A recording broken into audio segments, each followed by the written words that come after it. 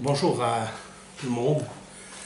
Nous allons avec la DHM essayer de faire un cours sur Parashat Noach, qui est une paracha tellement sensible. Une des premières déceptions que le monde, les êtres humains, les créatures, tout l'univers ici-bas, qu'on appelle Haaretz, la terre, l'univers, a constaté, a observé et a été déçu, au point où l'Éternel lui-même était déçu, comme il est marqué, Nihamti ke'asiti et ha'adam. C'est-à-dire, en fait, entre guillemets, j'ai regretté d'avoir fait l'homme.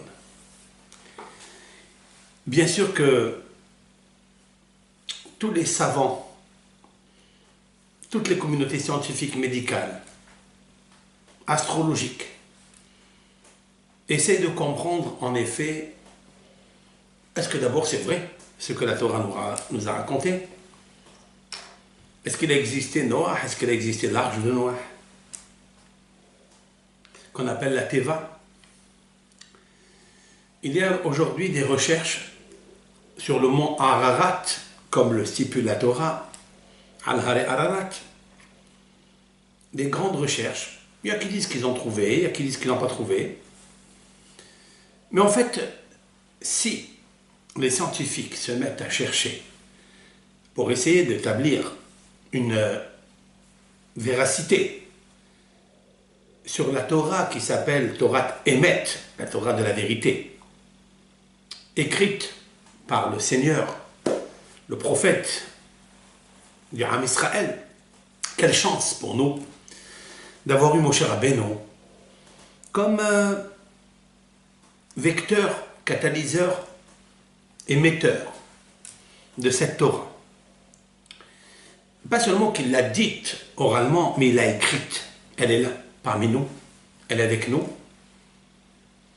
Le Am Israël a un devoir d'écrire un Sefer Torah, ou d'acheter un Sefer Torah, de le poser dans l'arche. Il est le témoignage que l'Éternel existe, et qu'il est pas seulement le Adon Habria, à savoir le créateur de la création, de cette création que nous connaissons, mais les créations invisibles, qui est le carrosse céleste, qui est en même temps ce qu'on appelle Adam Kadmon, cela veut dire qu'il a la structure et la superposition des mondes tel un homme prototype, échantillon que l'Éternel a créé. Avant de donner le sod, le mystère et les secrets cachés dans cette paracha de Noach, je voudrais avec l'aide de Hachem restructurer les bases dans le sens le plus simple que l'on puisse lire dans la Bible, puis après le sens allégorique, et je passerai peut-être pour une deuxième vidéo, avec l'aide de Hachem, passer au sens allusif, et bien sûr le sens profond, le vin de la Torah, le miel de la Torah, à savoir le sens ésotérique, le sod, c'est-à-dire les parties cachées, codées, pas seulement dans le mot de la Torah, dans la phrase de la Torah, mais dans chaque lettre de la Torah. La succession et l'organisation des péricopes, des sections, les événements tels qu'ils sont posés dans la Torah. Mais avant de rentrer dans le sujet de la section de Noach, je voudrais, avec l'aide de Hachem, fonder des bases, des assises, pour construire dessus toute une ma'aracha, c'est-à-dire une structure, avec l'aide de Hachem, qui semble peut-être donner réponse à tous les événements qui se produisent aujourd'hui dans le monde, ceux qu'on écoute, et ceux qui n'ont pas été encore dits, puisqu'il y a un tremblement de terre dans les médias, les puissances, les grandes nations, quelques personnages qui sont présidents de nations telles ou telles, s'excitent vocalement, s'excitent verbalement, s'excitent à essayer de sortir d'eux, c'est-à-dire d'émerger d'eux ce que Hakadosh Baruch Hu est en train, lui, le Saint béni soit-il, Hakadosh Baruch Hu, est en train d'exprimer à travers leur gorge, qui passe bien sûr par le monde des émanations du cœur. Et vous savez très bien ce que dit le roi Shlomo Amelech alav shalom dans les Proverbes, Lev Melech Beyad Adonai. Le cœur d'un roi est entre les mains, Beyad, Amonai, entre les mains de Hachem. Retenez bien ce verset que je viens de citer, parce que sur lui sera basé tout mon cours, tous mes cours qui viendront par la suite. Et je voudrais, avec l'aide de Hachem, construire tous les cours qui arrivent dans toutes les péricopes sur la base, et bien sûr, de Bereshit. Parce qu'il ne faut pas quitter, cette année, il ne faut pas quitter les pages, c'est-à-dire les 146 versets qui se déversent comme des fleuves dans notre paracha de Bereshit pour essayer de comprendre qu'est-ce qui vient après, pourquoi la succession des déceptions, comme on verra par la suite dans Parashat Noah, le déluge, la Teva qui sort du déluge, la tour de Babel, cette génération qui voulait monter vers le ciel. Nous verrons tous les midrashim qui sont autour de cela. Et mon but, à moi, avec l'aide de la chaîne petit que je suis, je voudrais donner la force, par ces cours, de la lumière, de la véracité de notre Torah. Que chacun des mots et chacune des lettres fait apparaître une dimension spatiale, une dimension mondiale, universelle, tels les grands luminaires par lesquels je vais commencer maintenant. Nous avons parlé la semaine précédente, dans Bereshit, un cours, j'espère que vous l'avez vu, avec l'aide de Hachem, le 146, comme la valeur numérique des versets déversés dans Parashat Bereshit, Kouf Mem Vav. Kouf Mem Vav est égal à Koum. Koum, ça veut dire se lever. Il va arriver à un moment où, comme le dit Moshe Rabbeinu, alav shalom, dans Parashat Be'alotra, qui se trouve dans les Nombres, 4e livre de la Bible, Vayi binso Aaron vayomer Moshe. Et ce fut lorsque l'arche, cette arche qui est perdue un petit peu dans le monde, et on ne sait pas où elle se trouve, mais nous, c'est-à-dire le peuple d'Israël, on sait où elle se trouve, grâce à la Torah orale, la Mishnah, qui le confirme dans une des Mishnayot que je tairai aujourd'hui, où en fait le Aaron Abérit, l'arche de l'Alliance, se trouve dans une partie, dans le sol d'une partie de la Hazara, c'est-à-dire où se trouvait le Ham Israël quand il venait pèleriner les 3 fêtes que la Torah nous a recommandées, à savoir Pesach, Shavuot et Sukkot. La Mishnah raconte une anecdote, et là est caché le Aaron Abérit. Un jour viendra où on va ouvrir ce Aaron Abérit et on trouvera à l'intérieur le Sefer Torah que Moshe Rabbeinu a écrit, parce qu'il en a écrit 13 à l'âge de 120 ans, et ce Sefer, il a écrit 12 pour chaque chevet, chaque tribu. Il a attribué un Sefer Torah à chaque chef de tribu, parce que nous sommes 12 tribus, comme les 12 heures de la nuit, 12 heures de jour, comme les 12 signes zodiacaux, comme les 12 heures bons et les 12 heures mauvais que l'Ecclésiaste Shlomo Ameler a diffusé, révélé. Il y a des moments où c'est l'heure de jouir et des moments le contraire, de larmes. Il y a ici 12 et 12, 24. Et il y a 24 ornements avec lesquels l'Éternel apparaît, a habillé, a orné Hava. Ces 24 ornements, nous les avons perdus à cause du péché originel. Ce sont les tuniques de lumière que portaient Adam Arishon et Ève et Hava, mais hélas, à cause du serpent qui était donc nu et qui était en même temps rusé, comme il est stipulé dans la Torah de Bereshit, Veha Nahash Haya'arum, et le serpent, ce et est en plus, et le serpent, Veha Nahash Haya'arum. Arum, ça veut dire orma, cela veut dire ruse, et cette ruse, elle lui est arrivée parce qu'en fait, entre guillemets, il a été blâmé.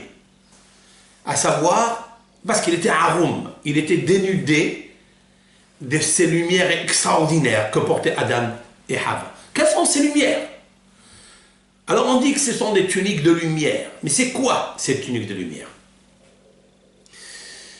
C'est une question qui mérite au moins 15 ans d'études.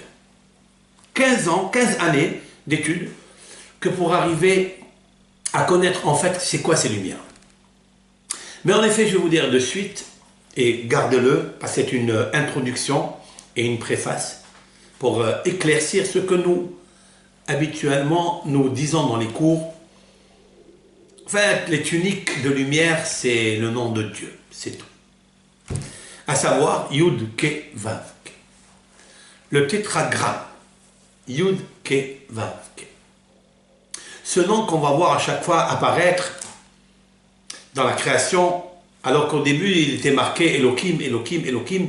Je l'ai dit la semaine précédente, il y en a 32 fois, comme les 32 dents, parce qu'il a ici l'efficacité, la force et la puissance du monde. Et de la même façon que l'Éternel s'est servi de ces 32 attributs de Elohim pour créer le monde, il a placé un témoignage dans l'être humain. Ce sont les 32 dents. C'est la seule matière au chiffre de 32 qui existe dans l'être humain. Elle existe dans son nombre, mais elle existe aussi intrinsèquement liée entre les dents et le cœur, l'Ève, c'est-à-dire le cœur, parce que l'Ève, c'est 32. Et 32 Elohim rejoint le cœur qui est la valeur numérique 32, l'Ève, c'est 32. Il y a une grande liaison entre Ve'ahavta et Hashem bechol levavcha, tu aimeras l'Éternel de tout ton cœur, l'Ève, Veshinantam levaner, et tu enseigneras à tes enfants. Veshinantam, il y a ici l'appellation à la famille de Shen, Shinaim, c'est-à-dire les dents. Quelle est la relation entre le lèvre et les dents? C'est en fait ce chiffre 32 dans le mispar des dents, 32 dents, et le lèvre qui est la valeur numérique théosophique, qui est le lèvre, qui est Lamed Ehe, c'est-à-dire Lamed Bet, pardon, 32. Lamed Bet 32 est égal à 5. Autrement dit, que la paracha de Bereshit, qui contient Kouf, Mem, Vav, c'est-à-dire 146 versets, est-ce un hasard? Ou avec la Chokhma de Hashem Yitbarach, qui est passée par les 32 sentiers de la sagesse, eh bien, il a tenu que les dents qui sont 32, donc 5, et le lèvre qui est 5, en ajoutant la lettre He, qui est 5, puisque la valeur numérique théosophique, c'est-à-dire réduite, Lamed Bet 32, 2 et 3, 5, eh bien si on prend le chiffre 5 et on l'ajoute au mispar, c'est-à-dire nombre de 146, j'ajoute la lettre He, ça me fait Kouf, Vav, Mem, He, c'est-à-dire 100, 6, 40 et 5. Kouma. Kouma, ça veut dire lève-toi. Kouma Hashem, lève-toi Hashem, ve'afutsu oivecha mipanecha, mesanecha mipanecha. Je traduis.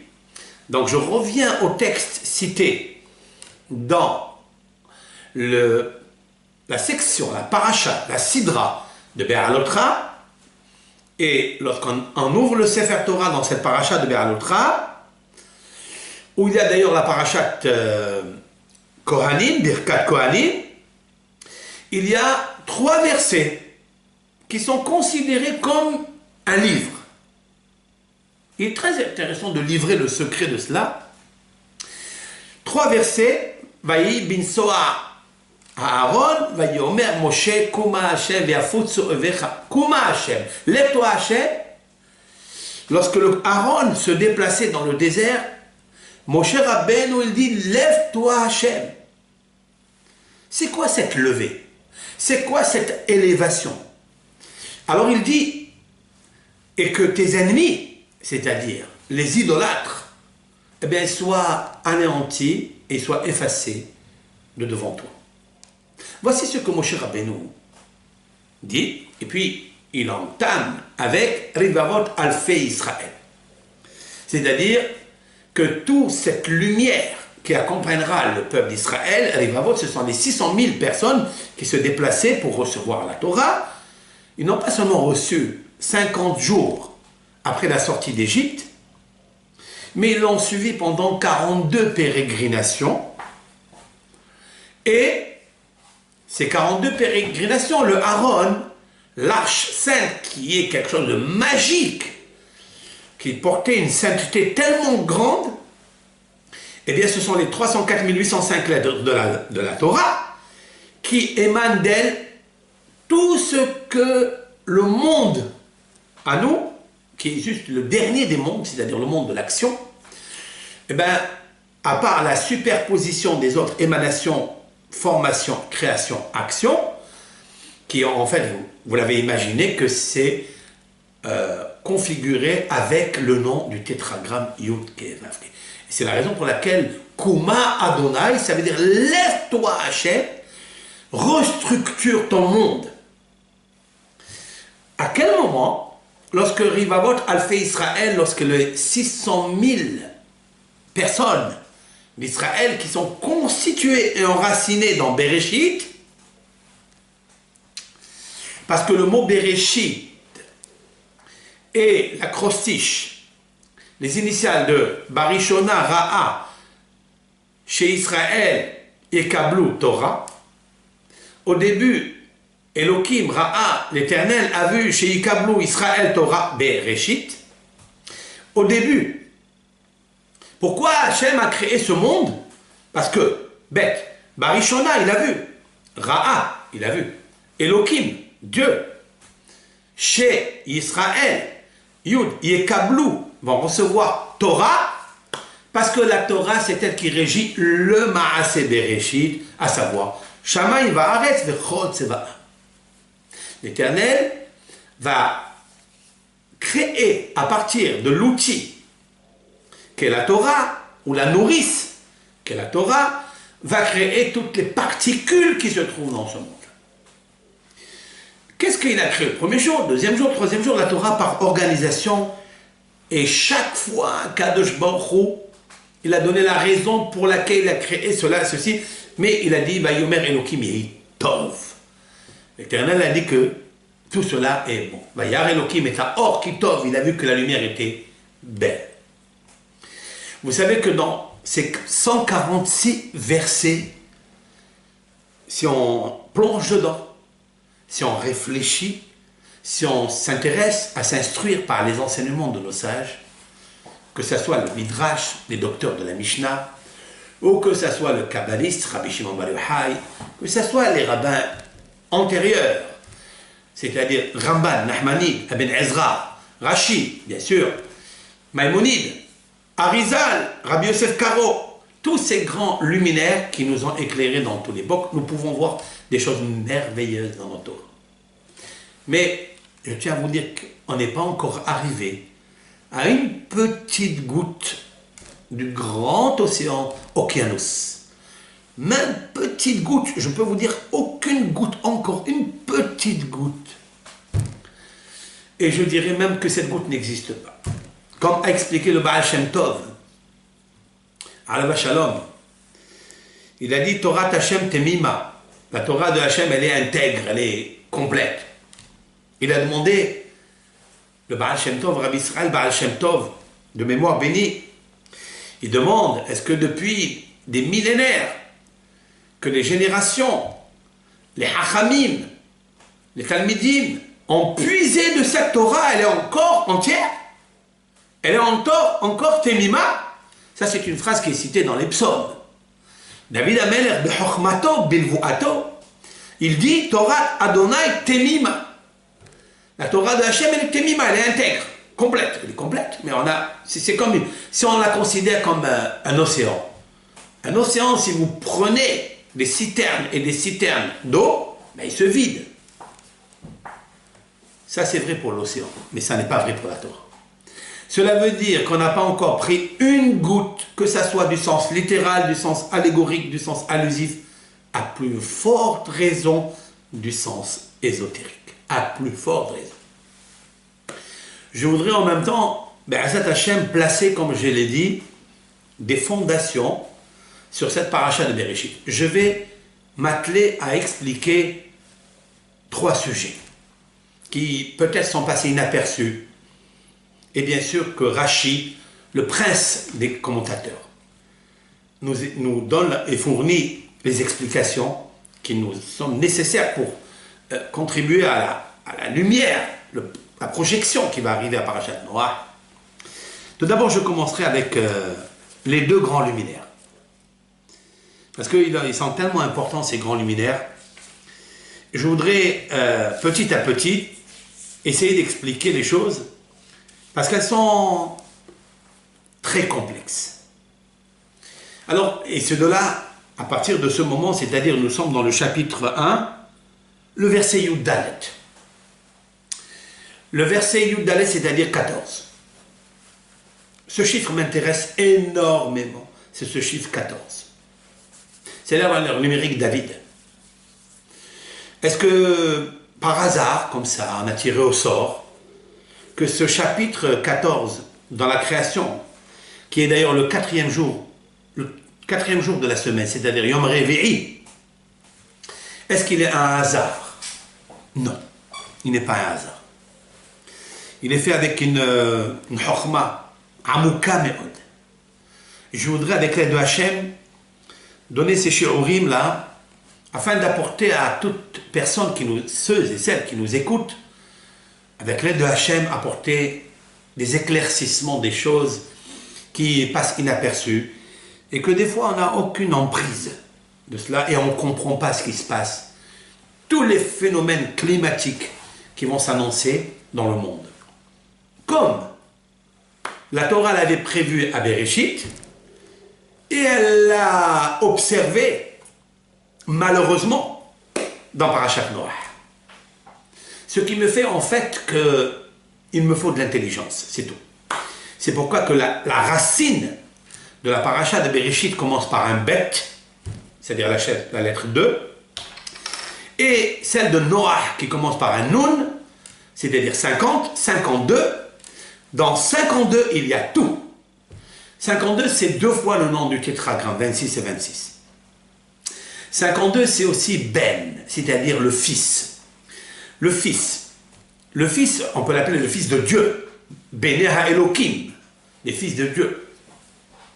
Ben, c'est aussi Bina, c'est-à-dire l'intelligence, qui est en fait, qui tire son allaitement du nom de Elohim, qui sont les 32 sentiers par lesquels Dieu crée le monde. Avec l'aide de Hachem, ce chiffre 14 n'est pas un chiffre par hasard. Et retenez-le bien, j'avais parlé dans la veillée, et j'avais visionné quelque chose à partir d'un Baal HaTurim. Reprenez ce cours avec l'aide de Hachem, et vous verrez que il y a énormément de lumière, message dans ce shiur.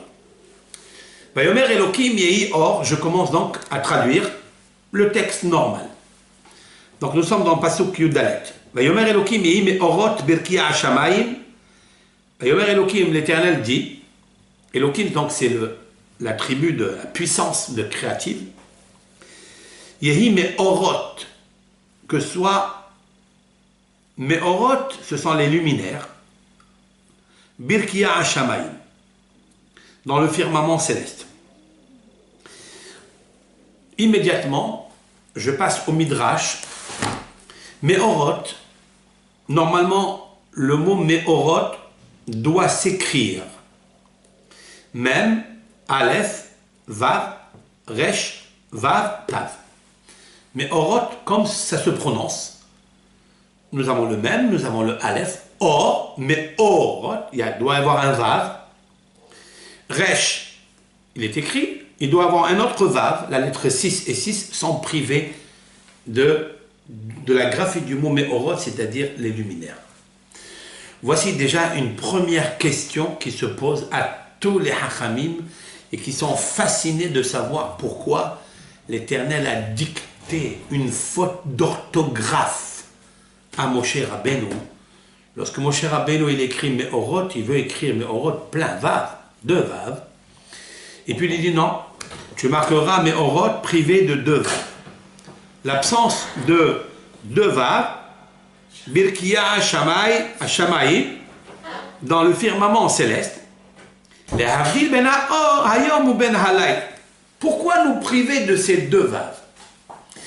Retenez bien que les lettres Vav, comme les lettres Yud et les lettres He, lorsqu'on a voulu priver Sarai de sa lettre Yud, on a voulu la remplacer avec un He, elle s'est plainte devant Hachem.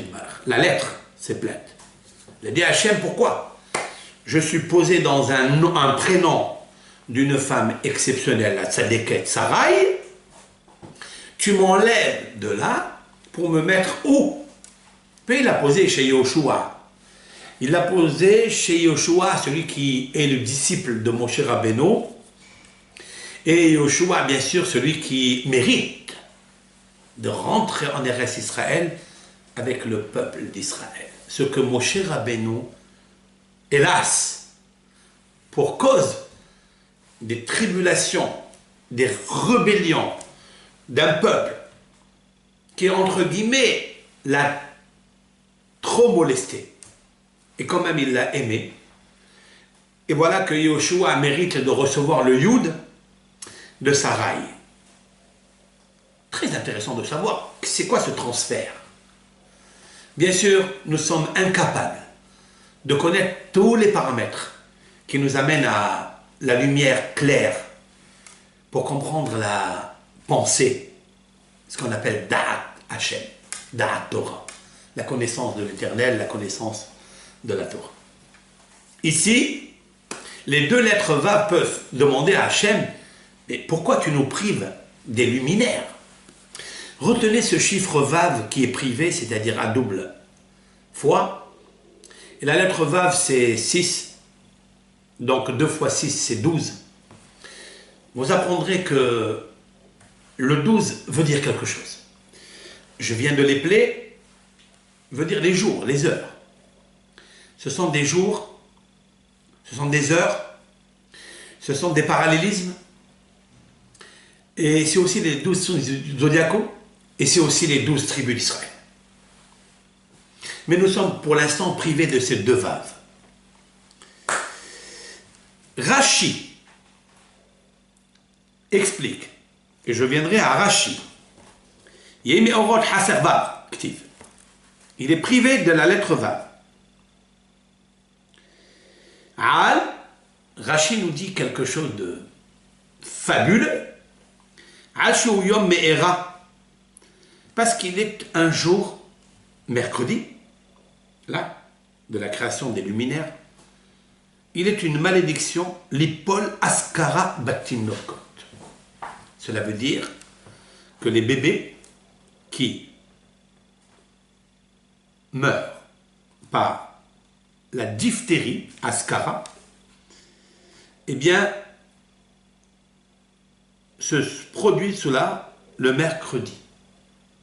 C'est la raison pour laquelle nos sages, dans Mishnat Sofrim, dans la Torah orale, il est dit Birvi'i, le 4e jour, c'est-à-dire Hayu mit'anim al-askara.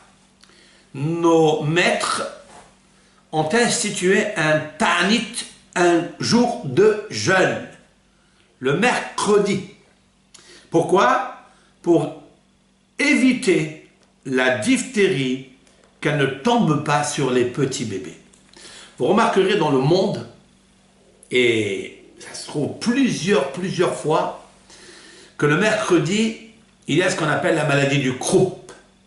C'est cette maladie de l'étouffement, que les bébés s'étouffent ce jour-là.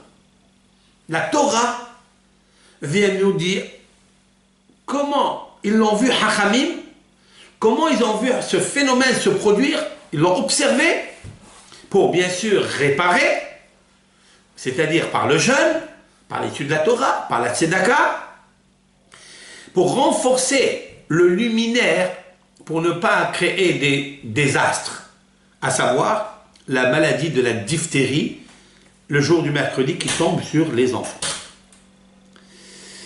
Alors, voilà pourquoi ils sont privés des jours de Vav.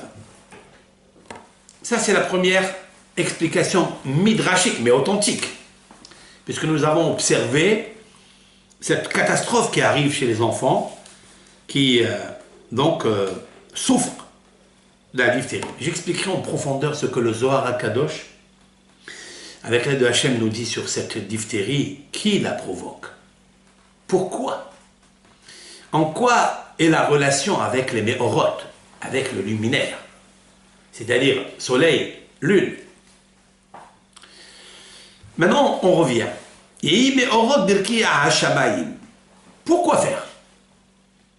Les havdil, pour séparer ben hayom ou ben halayla, entre le jour et la nuit. Tout au début de la création, nous avons parlé du jour et de la nuit. L'Éternel a séparé entre la lumière et l'obscurité. L'Éternel a appelé le jour, la lumière, jour. Et l'obscurité, il l'a appelé la nuit.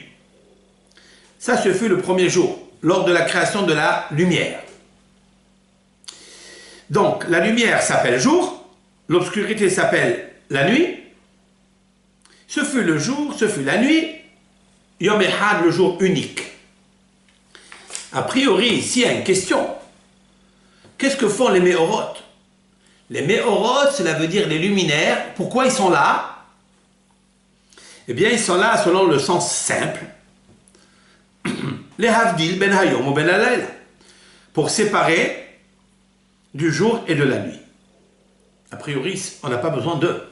On n'a pas besoin de ces luminaires pour séparer le jour et la nuit, puisque la lumière, c'est appelé le jour, et l'obscurité, c'est appelé la nuit. Donc, on va faire la différence nous-mêmes.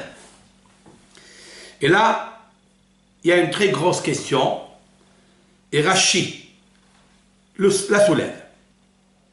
Je cite, Mishinigna Zaor Arishon. Cela veut dire que Rashi va nous apprendre ce qui est marqué dans le Midrash, que l'Éternel a gardé cette lumière qu'il a créée le premier jour, il l'a cachée pour les tzadikim, les hatid labo. Aval, Beshiv'at Yemea Bereshit, Shimshua Or ve'Hosher HaRishonim. Il nous dit comme ça. Les 7 premiers jours de la création, le soleil, pas le soleil, la lumière, plus l'obscurité, ils ont fonctionné ensemble la nuit et le jour. Quelque chose de très important, ça. La lumière et l'obscurité ont fonctionné en même temps. Est-ce possible? Est-ce que ça n'est pas ici un dualisme? Est-ce que ça n'est pas ici gêner la fonction, le rôle de la lumière et de l'obscurité? Il dit non. HaKadosh Baruch Hu, qu'est-ce qu'il a fait? Il a décidé le premier jour de prendre cette grande lumière qu'à partir du 8e jour, il allait la cacher. Elle s'est cachée où? Où est cette lumière-là? Nous allons expliquer avec l'aide de Hachem. Par contre, l'Éternel a fait fonctionner le rôle lumière et l'obscurité ensemble pendant 7 jours. Cela veut dire que c'est possible de joindre, d'unir, de marier la lumière et l'obscurité ensemble sans avoir d'histoire, sans créer ce qu'on appelle le conflit. Je voudrais, avec l'aide de Hachem, que vous gardiez cette préface qui est très importante, parce qu'on aura besoin de ces 7 jours, en fait, pas pour le Shabbat seulement, mais pour le 7e luminaire. Pour le 7e luminaire, c'est-à-dire le 7e jour de la création, le 7e millénaire, pas luminaire, parce que le luminaire, il m'apprend pour le millénaire. C'est à peu près l'anagramme. Luminaire et millénaire. Le Elef HaShevi'i, c'est-à-dire le 7e millénaire qui se trouve dans Hashamaïm, puisque je vous avais dit déjà au nom des kabbalistes que dans le péricope de Bereshit, le premier verset contient 7 mots. Bereshit bara Elokim et Hashamayim et Haaretz. Dans chaque mot, 6 mots, il y a la lettre Aleph. Bereshit, il y a un Aleph. Bara, il y a Aleph. Elokim, il y a Aleph. Et, il y a Aleph. Hashamayim, il est privé de la lettre Aleph. Ve'et, il y a Aleph. Haaretz, il y a Aleph. Voilà, donc, la Torah, par un message codé, elle nous parle de 6 jours où il y a 6 mots, 6 millénaires, parce que Aleph c'est 1000, donc 6 Aleph, 6 millénaires, il y a la lettre Aleph, excepté Hashamaim, c'est-à-dire le ciel. Maintenant je le confirme, parce que le 7e millénaire sera un jour qui sera très particulier pour le peuple d'Israël. Kuma Adonai ve'afutzu oivecha msanecha mipanecha. C'est le jour où l'Éternel va se structurer. Cela veut dire que les nations vont comprendre que Hachem Ehad ou Shmo Ehad, comme le début de la création Bayom. Ehad. Erev, c'est quoi Erev? C'est tout ce qui est Ta'arovet, c'est-à-dire le mélange des exils, l'assimilation des lumières, plus l'obscurité. C'est ça que l'assimilation, c'est que l'obscurité s'assimile dans la lumière et on ne sait pas où est la vérité, où se trouve le Or, où se trouve le Hosher. Et c'est la raison pour laquelle, Mosaï Shabbat, nous pratiquons cette bénédiction de Hachamim, de mémoire bénie. Hamavdil ben Kodesh lehol ou ben Or la Hosher. L'Éternel, il a séparé entre le Kodesh, c'est cette lumière. C'est Israël ou ben Amim et les peuples. Cette lumière, qui est Kodesh et qui est Israël.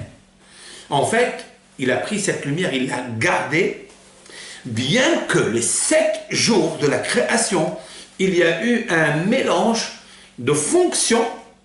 Ça veut dire que l'un n'a pas gêné l'autre, ce que aujourd'hui, c'est-à-dire, je parle aujourd'hui après le 7e jour de la création, donc le dimanche qui est venu après, ça n'a été plus le Yom Ehad. Ça a été Yom Rishon, comme nous l'appelons aujourd'hui Yom Rishon, le premier jour, pas le jour unique. Mais il arrivera un jour unique où l'obscurité va fondre dans la lumière. Cela veut dire qu'elle va se prosterner devant Akadosh Baruch Hu, Ben Israël, Kodesh, ou Ben Amim, où tout le monde va reconnaître Hashem Ehad ou Shmo Ehad. Je continuerai avec l'aide de Hashem dans une deuxième vidéo qui va suivre, parce que je pourrais faire avec l'aide de Hashem une dizaine de vidéos que sur ça, mais ça m'intéresse, parce que c'est une projection lumière sur toutes les péricopes qui viendront après, tellement émergent les sodotes de la Torah. Mais d'abord, nous passons par le sens littéral, par le sens allégorique, et puis nous passerons dans le remez, l'allusion et l'ésotérisme avec l'aide de Hachem. Tiskou, la mitzvot, Bethiou Mevorachim.